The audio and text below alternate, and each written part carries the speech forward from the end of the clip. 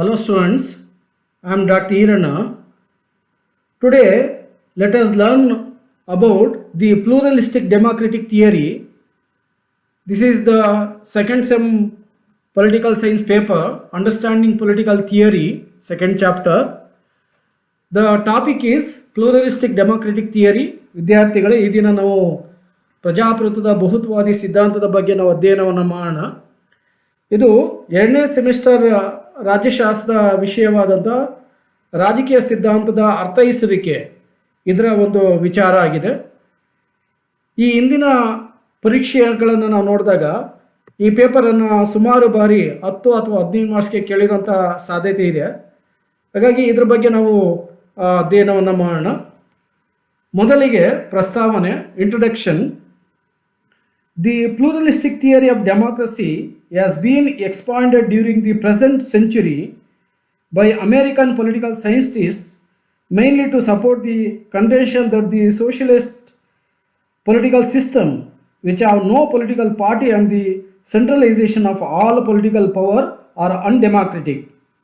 The main object of this theory is to show that the Western liberal political system, particularly that one of the United States, are pluralist and therefore democratic. As the political systems of the Soviet Union and China are no pluralist, they are undemocratic.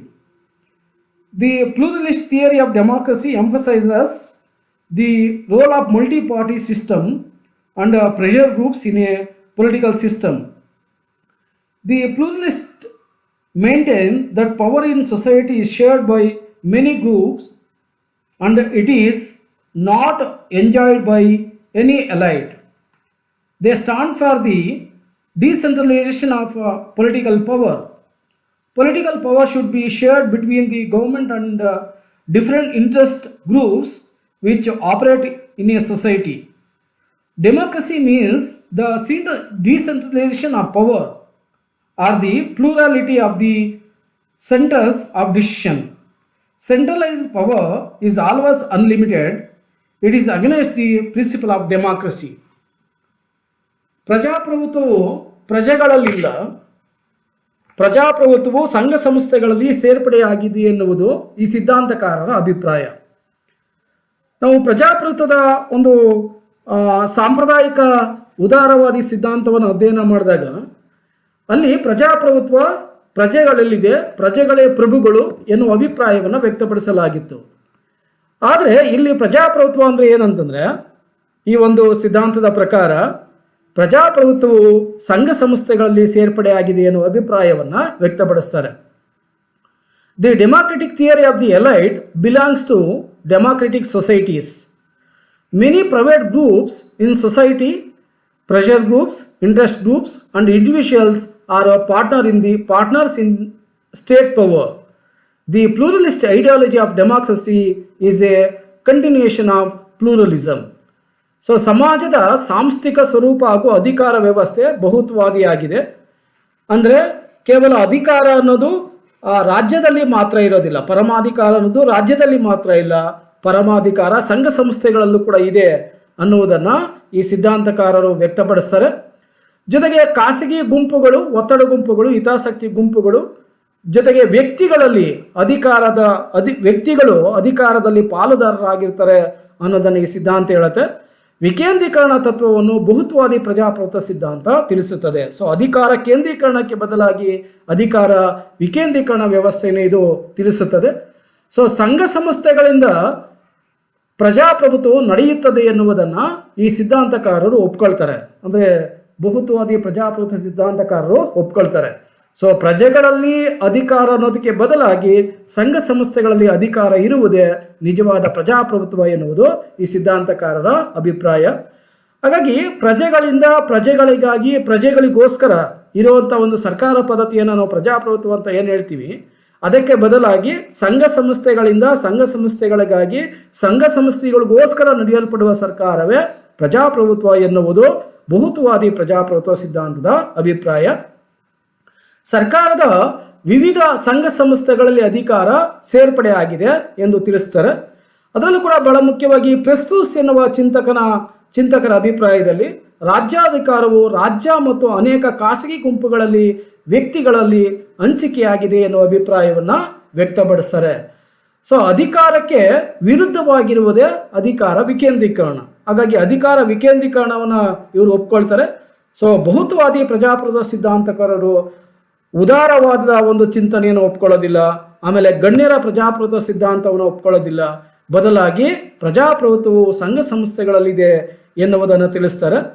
So ನಾವು ಆಲೋಚನೆಯನ್ನು ಮಾಡಿದಾಗ ಮಾನವ ಅಥವಾ ವ್ಯಕ್ತಿಯು ಅನೇಕ ರೀತಿಯಾದ ಸಂಘ ಸಂಸ್ಥೆಗಳನ್ನು ರಚನೆ ಮಾಡ್ಕೊಂಡಿದ್ದಾನೆ. ಸೊ ಜಾತಿ ಸಂಘ ಸಂಸ್ಥೆಗಳು, ಧರ್ಮದ ಸಂಘ ಸಂಸ್ಥೆಗಳು, ಕಾರ್ಮಿಕ ಸಂಘ ಸಂಸ್ಥೆಗಳು, ಯುವಕರ ಸಂಘ ಸಂಸ್ಥೆಗಳು, ಈ ರೀತಿಯಾಗಿ ಅನೇಕ ಸಂಘ ಸಂಸ್ಥೆಗಳಿದ್ದಾವೆ. ಆ ಸಂಘ ಸಂಸ್ಥೆಗಳು ಸರ್ಕಾರದ ಮೇಲೆ ಅಥವಾ ಆಡಳಿತದ ಮೇಲೆ ಪ್ರಭಾವ ಬೀರ್ತವೆ, ಚುನಾವಣಾ ಸಂದರ್ಭದಲ್ಲಿ ಪ್ರಭಾವ ಬೀರ್ತವೆ. ಸೊ ಚುನಾವಣಾ ಸಂದರ್ಭದಲ್ಲಿ ಪ್ರಭಾವ ಬೀರೋದ್ರ ಮೂಲಕ ಸರ್ಕಾರವನ್ನು ರಚನೆ ಮಾಡಿ ಅದರ ಪ್ರಕಾರನೇ ಸರ್ಕಾರಗಳು ಅಧಿಕಾರವನ್ನು ಚಲಾಯಿಸ್ತವೆ ಎನ್ನುವುದು ಈ ಸಿದ್ಧಾಂತದ ಅಭಿಪ್ರಾಯ. ಹಾಗಾಗಿ ಜೋಸೆಫ್ ಎ ಶೆಂಪೀಟರ್ ಅವರ ಅಭಿಪ್ರಾಯದಲ್ಲಿ ಅವರು ತಮ್ಮ ಗ್ರಂಥವಾದಂಥ ಕ್ಯಾಪಿಟಲಿಸಮ್, ಸೋಷಲಿಸಮ್ ಅಂಡ್ ಡೆಮಾಕ್ರಸಿ ಎನ್ನುವ ಗ್ರಂಥದಲ್ಲಿ ಬಹುತ್ವವಾದಿ ಪ್ರಜಾಪ್ರಭುತ್ವವನ್ನು ಅವರು ಮೊದಲ ಬಾರಿಗೆ ಬಳಕೆಯನ್ನು ಮಾಡಿ ಅವರು ಈ ಒಂದು ಸಿದ್ಧಾಂತವನ್ನು ವಿವರಿಸ್ತಾರೆ. ರಾಬರ್ಟ್ ಎ ದಾಲ್ ಈ ಸಿದ್ಧಾಂತಕ್ಕೆ ಹೊಸ ಒಂದು ಚಿಂತನೆಯನ್ನು ಕೊಡ್ತಾರೆ, ಹೊಸ ವಿಚಾರವನ್ನು ತಿಳಿಸ್ತಾರೆ.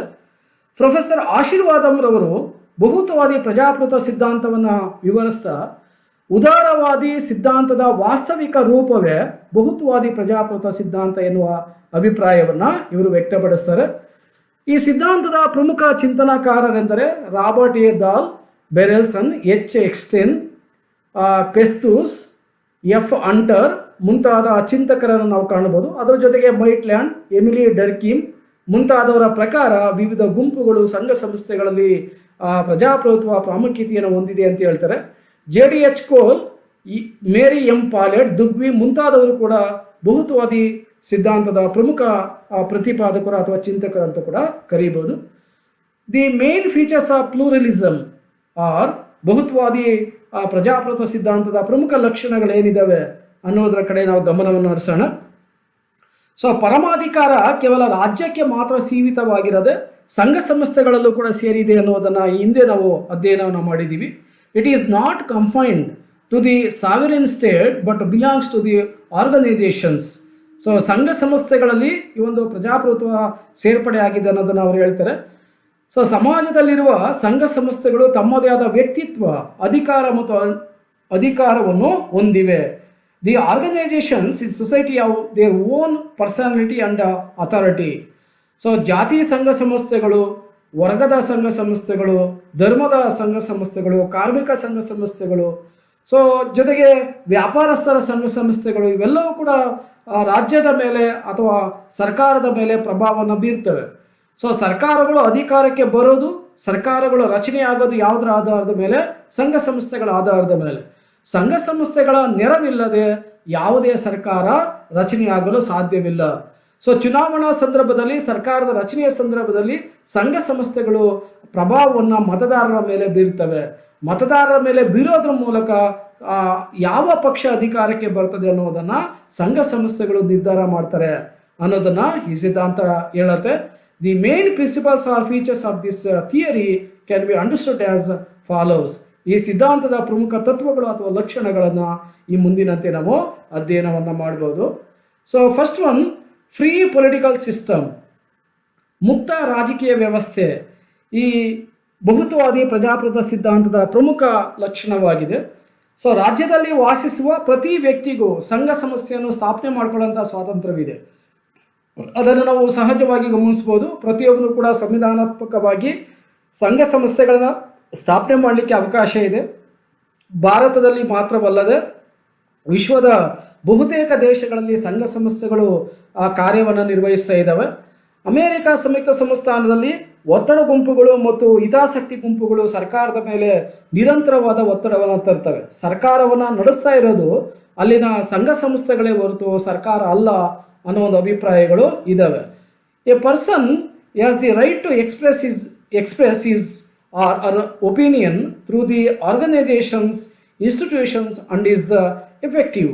ಸೊ ವ್ಯಕ್ತಿಯು ತನ್ನ ಸಂಘ ಸಂಸ್ಥೆಗಳ ಮೂಲಕ ಅಭಿಪ್ರಾಯವನ್ನು ವ್ಯಕ್ತಪಡಿಸ್ತಾನೆ, ಜೊತೆಗೆ ಆ ವ್ಯಕ್ತಪಡಿಸುವಂಥ ಒಂದು ಅಭಿಪ್ರಾಯಕ್ಕೆ ಜಾರಿಗೆ ತರುವಂಥ ಒಂದು ಪ್ರಯತ್ನವನ್ನು, ಜೊತೆಗೆ ಪರಿಣಾಮಕಾರಿಯಾದ ಕೆಲಸವನ್ನು ಕೂಡ ಮಾಡ್ತಾನೆ.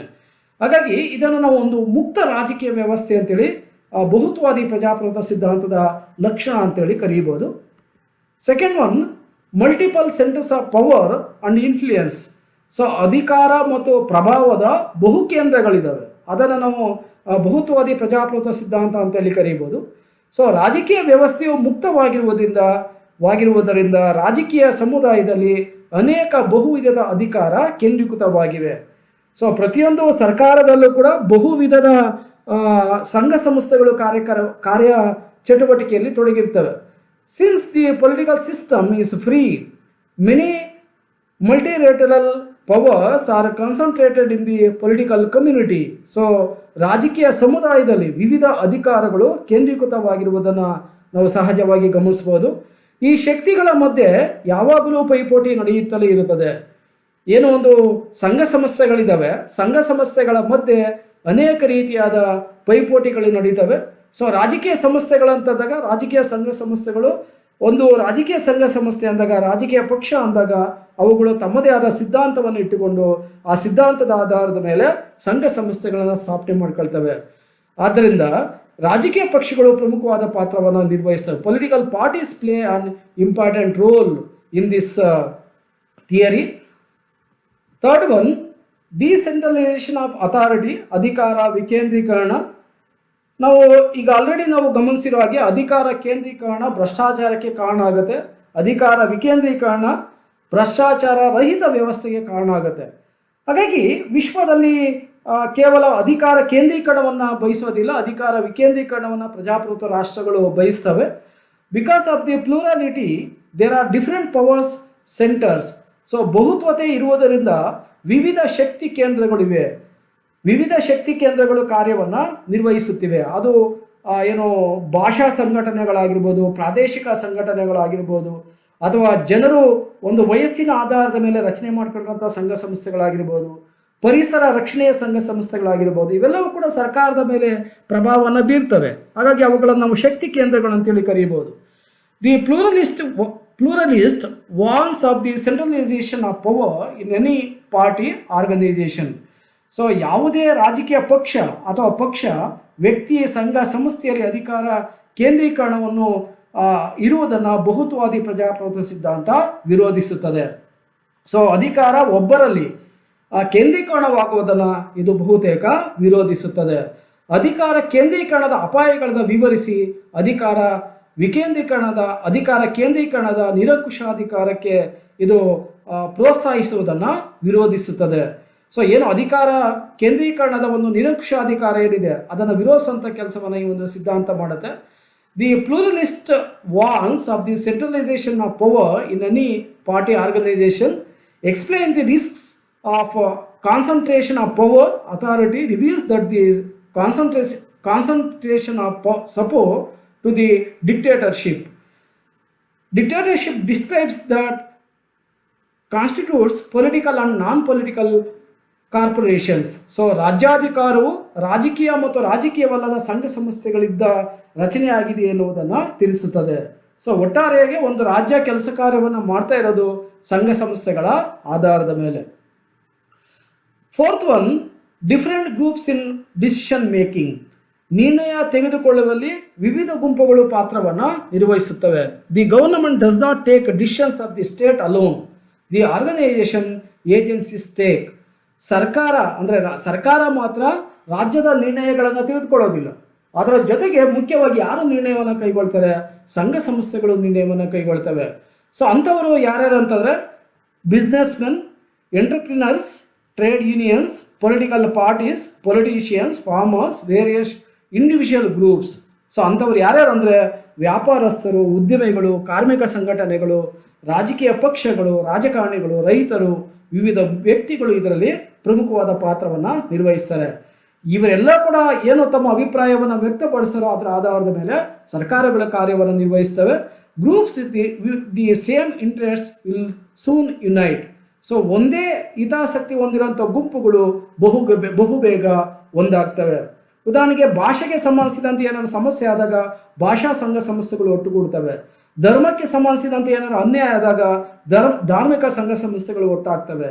ಕಾರ್ಮಿಕರಿಗೆ ಅನ್ಯಾಯ ಆದಾಗ ಕಾರ್ಮಿಕ ಸಂಘ ಸಂಸ್ಥೆಗಳು, ರೈತರಿಗೆ ಅನ್ಯಾಯ ಆದಾಗ ರೈತರ ಸಂಘ ಸಂಸ್ಥೆಗಳು ಒಟ್ಟಾಗಿ ಸರ್ಕಾರದ ಮೇಲೆ ಪ್ರಭಾವವನ್ನು ತರ್ತವೆ. ಹಾಗಾಗಿ ನಿರ್ಣಯವನ್ನು ತೆಗೆದುಕೊಳ್ಳುವಲ್ಲಿ ವಿವಿಧ ಗುಂಪುಗಳು ಪ್ರಮುಖವಾದ ಪಾತ್ರವನ್ನು ನಿರ್ವಹಿಸ್ತವೆ. The importance of reconciliation politics. So ಸಾಮರಸ್ಯ ರಾಜಕಾರಣದಲ್ಲಿ ಇಲ್ಲಿ ಪ್ರಾಮುಖ್ಯತೆ ಇರ್ತದೆ. ಸಾಮರಸ್ಯದ ರಾಜಕಾರಣ ಅಂತಂದಾಗ ಒಂದೇ ಸಿದ್ಧಾಂತವನ್ನು ಹೊಂದಿರುವಂಥ ರಾಜಕೀಯ ಪಕ್ಷಗಳು ಬಹುಬೇಗ ಒಂದಾಗ್ತವೆ. According to Unter, individuals can only be effective if they are in a corporate form. Individuals express their disapproval through ಸಂಘ or institutions. After the discussion the different groups come together. So Unter ಅವರ ಅಭಿಪ್ರಾಯದಲ್ಲಿ ವ್ಯಕ್ತಿಗಳು ಸಾಂಘಿಕ ರೂಪದಲ್ಲಿದ್ದರೆ ಮಾತ್ರ ಪರಿಣಾಮಕಾರಿಯಾಗಬಲ್ಲರು. ಅಂದರೆ ಸಂಘ ಸಂಸ್ಥೆಯಲ್ಲಿ ಇದ್ದಾಗ ಮಾತ್ರ ವ್ಯಕ್ತಿಗಳು ಯಶಸ್ಸನ್ನು ಗಳಿಸಲಿಕ್ಕೆ ಸಾಧ್ಯ. ತಮ್ಮ ಒಂದು ಏನು ಬೇಡಿಕೆಗಳಿದ್ದಾವೆ ಆ ಬೇಡಿಕೆಗಳನ್ನು ಈಡೇರಿಸಿಕೊಳ್ಳಲು ಮಾತ್ರ ಸಾಧ್ಯ ಅನ್ನುವುದನ್ನು ಅಂಟರ್ ಅವರು ವ್ಯಕ್ತಪಡಿಸ್ತಾರೆ. ವ್ಯಕ್ತಿಗಳು ಅಥವಾ ಸಂಘ ಸಂಸ್ಥೆಗಳು ಮೂಲಕ ತಮ್ಮ ಅಭಿಪ್ರಾಯವನ್ನು ವ್ಯಕ್ತಪಡಿಸ್ತಾರೆ. ಸೊ ಜನ ಯಾವುದ್ರ ಮೂಲಕ ತಮ್ಮ ಅಭಿಪ್ರಾಯವನ್ನು ವ್ಯಕ್ತಪಡಿಸ್ತಾರೆ? ಸಂಘ ಸಂಸ್ಥೆಯ ಮೂಲಕ ವ್ಯಕ್ತಪಡಿಸ್ತಾರೆ. ಸೊ ವ್ಯಕ್ತಿಗಳು ಹೋರಾಟವನ್ನು ಮಾಡೋದಕ್ಕಿಂತ ಸಂಘ ಸಂಸ್ಥೆಗಳು ಹೋರಾಟವನ್ನು ಮಾಡಿದಾಗ ಬಹುಬೇಗ ಸರ್ಕಾರಗಳು ಅಂಥ ಬೇಡಿಕೆಗಳನ್ನು ಈಡೇರಿಸುವಂಥ ಸಾಧ್ಯತೆ ಇರುತ್ತೆ. ಸೊ ಒಂದೇ ಸಿದ್ಧಾಂತವನ್ನು ಹೊಂದಿರುವಂಥ ರಾಜಕೀಯ ಪಕ್ಷಗಳು ಬಹಳ ಬೇಗ ಒಂದಾಗ್ತವೆ. ಸೊ ಅಂಥ ಗುಂಪುಗಳು ಒಂದುಗೂಡುವುದರ ಮೂಲಕ ಸರ್ಕಾರವನ್ನು ಮುನ್ನಡೆಸ್ತವೆ. 6.1 confidence in individuals discretionary power.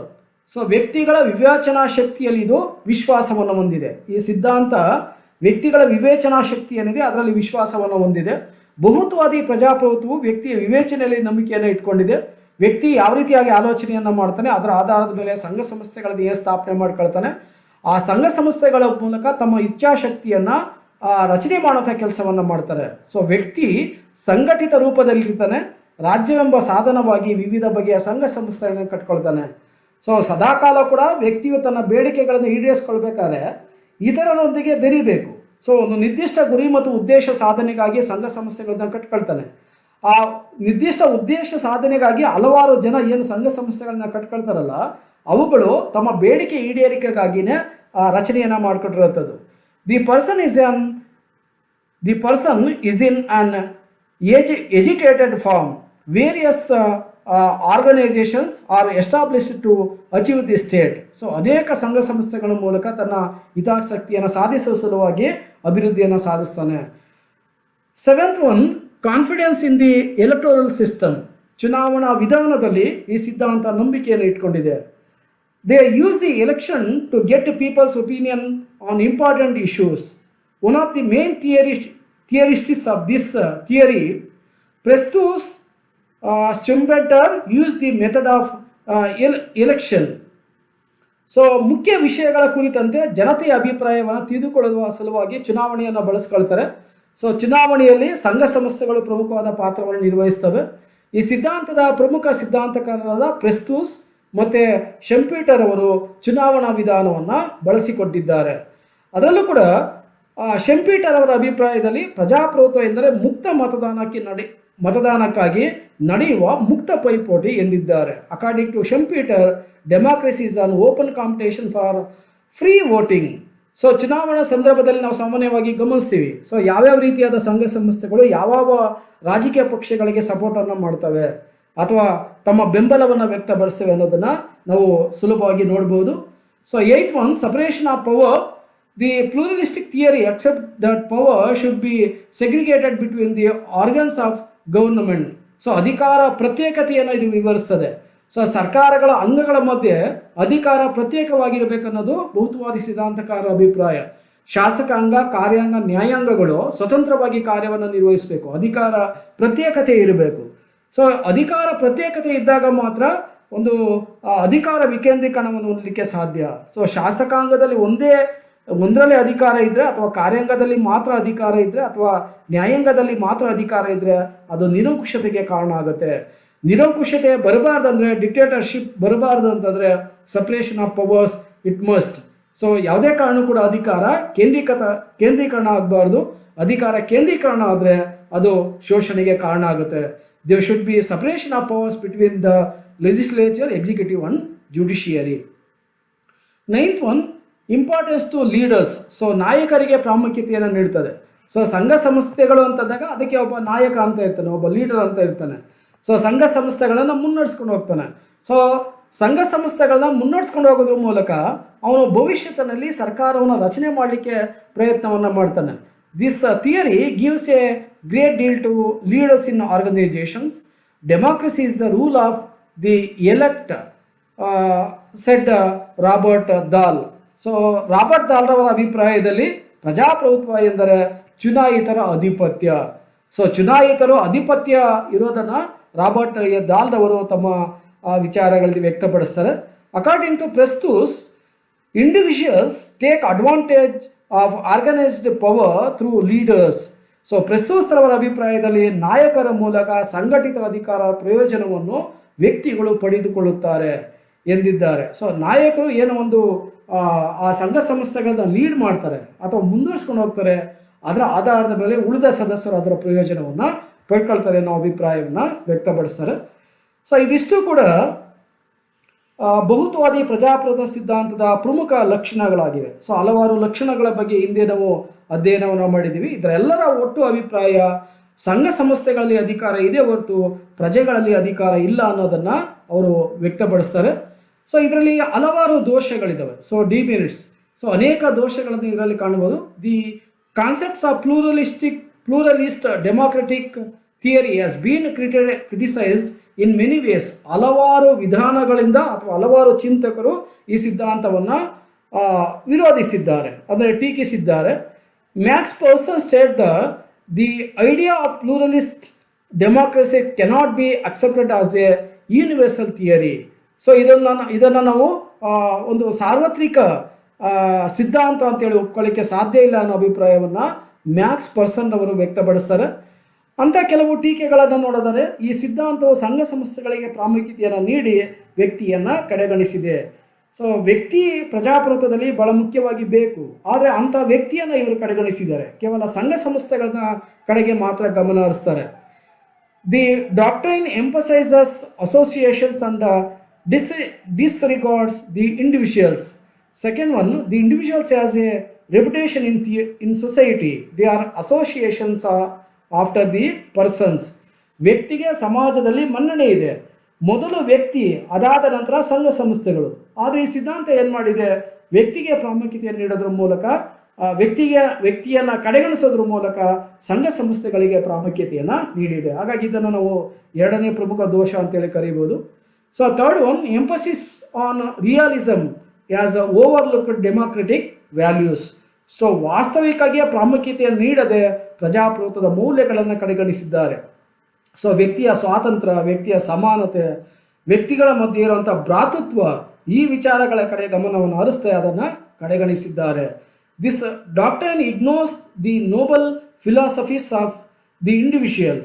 These theorists claim that the people indirectly participate is not correct. So ವ್ಯಕ್ತಿಯ ಉದಾತ್ತ ಧ್ಯೇಯಗಳೇನಿದ್ದಾವೆ ಆ ಧ್ಯೇಯಗಳನ್ನು ಈ ಸಿದ್ಧಾಂತ ಕಡೆಗಣಿಸೋದ್ರ ಮೂಲಕ ಜನತೆ ಏನು ಒಂದು ಪಾಲ್ಗೊಳ್ಳುವಿಕೆ ಏನಿದೆ ಆ ಪಾಲ್ಗೊಳ್ಳುವಿಕೆಯನ್ನು ಸರಿಯಾದ ರೀತಿಯಾಗಿ ಇವರು ತಮ್ಮ ಅಭಿಪ್ರಾಯವನ್ನು ತಿಳಿಸಿಲ್ಲ. ಹಾಗಾಗಿ ಅದನ್ನು ನಾವು ನಾಲ್ಕನೇ ಒಂದು ಪ್ರಮುಖ ದೋಷ ಅಂತ ಕರಿಬೋದು. So finally, reconciliation politics is not possible in politics. So ಸಾಮರಸ್ಯ ರಾಜಕಾರಣ ಎನ್ನುವುದು ರಾಜಕಾರಣದಲ್ಲಿ ಸಾಧ್ಯನೇ ಇಲ್ಲ, ರಾಜಕೀಯ ಪಕ್ಷಗಳಲ್ಲಿ ಸಾಧ್ಯನೇ ಇಲ್ಲ. ಆದರೆ ಇವರು ಏನು ಮಾಡ್ತಾರೆ, ಸಾಮರಸ್ಯ ರಾಜಕಾರಣ ಇದೆ ಅಂತ ಹೇಳ್ತಾರೆ, ಒಂದೇ ರೀತಿಯಾದ ರಾಜಕೀಯ ಪಕ್ಷಗಳು ಬಹಳ ಬೇಗ ಹೊಂದಾಣಿಕೆ ಆಗ್ತವೆ ಅಂತ ಹೇಳ್ತಾರೆ. ಆದರೆ ಈ ಸಿದ್ಧಾಂತಕಾರರು ಅದನ್ನು ಅರ್ಥ ಮಾಡಿಕೊಂಡಿಲ್ಲ. The ideologies of one political party are similar but these theorists do not understand it. So ಯಾವುದೇ ರೀತಿಯಾಗಿ ಕೂಡ ಈ ಸಿದ್ಧಾಂತಕಾರರು ಇದನ್ನು ಅರ್ಥ ಮಾಡ್ಕೊಂಡಿಲ್ಲ. ಹಾಗಾಗಿ ಈ ಸಿದ್ಧಾಂತ ಅನೇಕ ದೋಷಗಳಿಂದ ಕೂಡಿದೆ ಅಂತ ನಾವು ಹೇಳ್ಬೋದು. ಸೊ ಹಲವಾರು ದೋಷಗಳಿಂದ ಈ ಸಿದ್ಧಾಂತ ಚಿಂತನೆಯನ್ನು ಮಾಡಿರೋದನ್ನು ಕಾಣ್ಬೋದು. The pluralist theory of democracy is a mixture of the theories of classical democratic and elitist democracy. This theory does not agree that through popular participation people can develop their personality. So ವ್ಯಕ್ತಿಗಳ ಒಂದು ವೈಯಕ್ತಿಕ ಅಭಿವೃದ್ಧಿ ಏನಿದೆ ಆ ಅಭಿವೃದ್ಧಿಯ ಕಡೆ ಇಲ್ಲಿ ಎಲ್ಲೂ ಕೂಡ ಗಮನವನ್ನು ಹರಿಸೋದಿಲ್ಲ. ಸೊ ಹಾಗಾಗಿ ಇದನ್ನು ಅನೇಕ ದೋಷಗಳಿಂದ ಕೂಡಿದೆ ಅಂತ ನಾವು ಕರಿಬಹುದು. So finally we conclude this theory. ಉಪಸಂಹಾರ: ಬಹುತ್ವಾದಿ ಪ್ರಜಾಪ್ರಭುತ್ವ ಸಿದ್ಧಾಂತ ಏನೇ ದೋಷಗಳಿದ್ರೂ ಕೂಡ ಇಂದಿನ ಅವಧಿಗೆ ಈ ಸಿದ್ಧಾಂತ ಅನ್ವಯ ಆಗುತ್ತದೆ. However, it emphasizes the need for participation by the people through their organization only for better policies, democratic loyalty and obedience. ಏನೇ ದೋಷಗಳಿದ್ರೂ ಕೂಡ ಹಲವಾರು ಇದರಲ್ಲಿ ಉತ್ತಮವಾದ ಗುಣಗಳಿದ್ದಾವೆ. ಸೊ ಆ ಗುಣಗಳನ್ನು ನಾವು ಮನ್ನಣೆ ಮಾಡೋದ್ರ ಮೂಲಕ ಇದೊಂದು ಅತ್ಯುತ್ತಮವಾದ ಸಿದ್ಧಾಂತ ಅಂತ ಕರೀಬೋದು.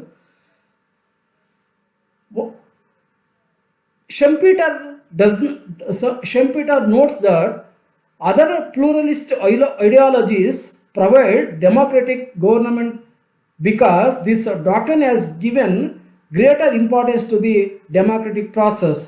Social means individuals and organizations. Democracy progresses through everyone's effort. So ಸಮಾಜ ಎಂದರೆ ವ್ಯಕ್ತಿ ಮತ್ತು ಸಂಘ ಸಂಸ್ಥೆಗಳಿಂದ ಸೇರ್ಪಡೆಯಾಗಿದೆ. ಸೊ ಎಲ್ಲರೂ ಕೂಡ ಸೇರಿ ಪ್ರಜಾಪ್ರಭುತ್ವವನ್ನು ಮುನ್ನಡೆಸಬೇಕಾಗಿದೆ. ಹಾಗಾಗಿನೇ ಶೆಂಪೀಟರ್ ಎನ್ನುವ ಚಿಂತಕ ಹೇಳ್ತಾರೆ, ಪ್ರಜಾಪ್ರಭುತ್ವ ಇರುವ ಸರ್ಕಾರವನ್ನು ಇತರ ಬಹುತ್ವವಾದಿ ಸಿದ್ಧಾಂತ ನೀಡುತ್ತದೆ. ಏಕೆಂದರೆ ಈ ಸಿದ್ಧಾಂತವು ಪ್ರಜಾಸತ್ತಾತ್ಮಕ ಪ್ರಕ್ರಿಯೆಗೆ ಹೆಚ್ಚಿನ ಪ್ರಾಮುಖ್ಯತೆಯನ್ನು ನೀಡಿದೆ.